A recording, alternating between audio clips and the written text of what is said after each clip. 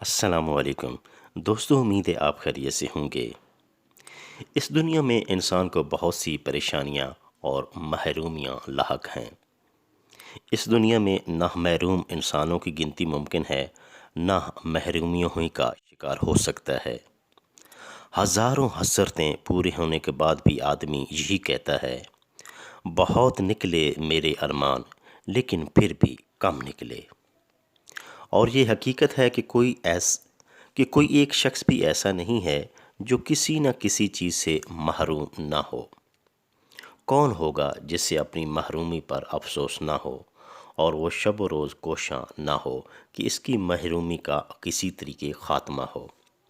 کوئی گوارا نہیں کرتا کہ وہ محروم ہی رہے اور محرومی کی زندگی گزارے۔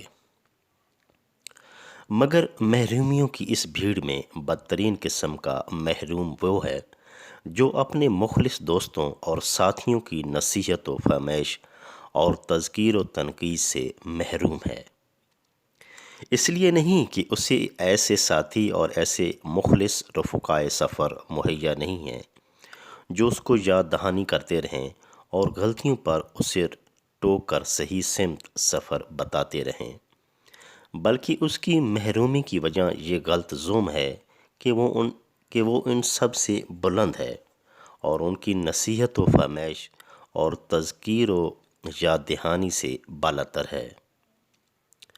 اس کے اچھے ساتھی اس سے اس لیے نہیں ٹوکتے کہ وہ بگڑ جاتا ہے، وہ نصیحت سننے کے بجائے اسے اپنی تحقیر سمجھتا ہے اور الٹا نصیحت کرنے والے کے در پہ آزار ہو جاتا ہے۔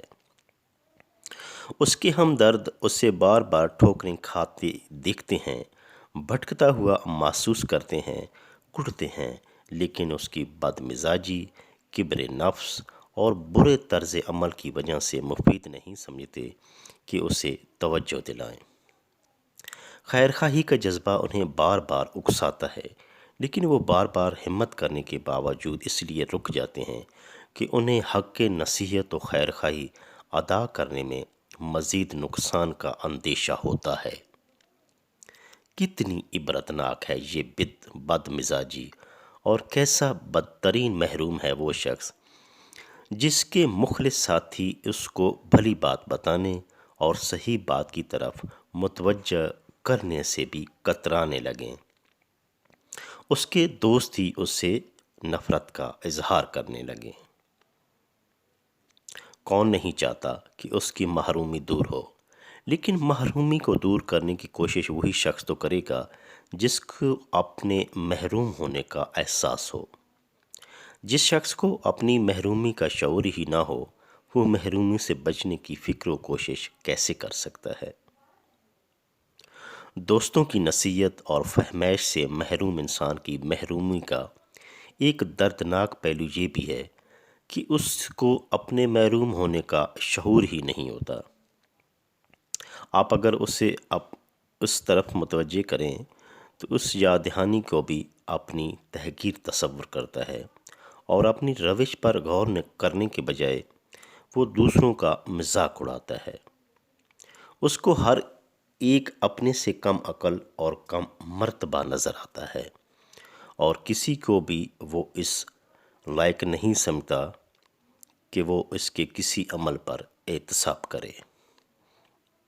یعنی وہ غرور و تکبر سے بھرا ہوا انسان ہوتا ہے اور اس کا غرور ہی اسے راہ راست پر نہیں لا سکتا۔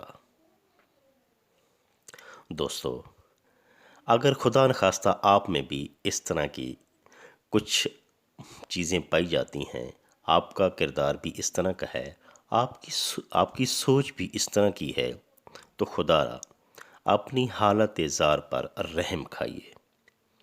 نفس کو پھلانے کی بجائے اس سے روندنے کی کوشش کیجیے۔ اللہ سے توبہ کیجیے۔ اپنے مخلص ساتھیوں کی قدر کیجیے۔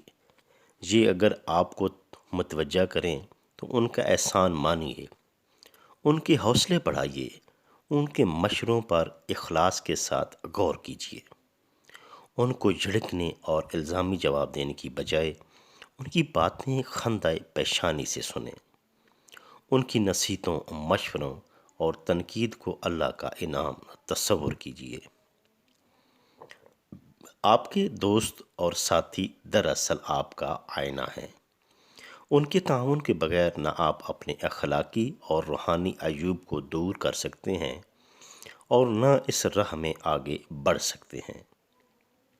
اور اگر آپ کے ناروا طرز عمل سے متاثر ہو کر آپ کے یہ ساتھی آپ کو ٹوکنے اور آپ کو توجہ دلانے سے کترانے لگیں تو یقین کیجئے کہ آپ اس دنیا کے بدترین محروم انسان ہیں۔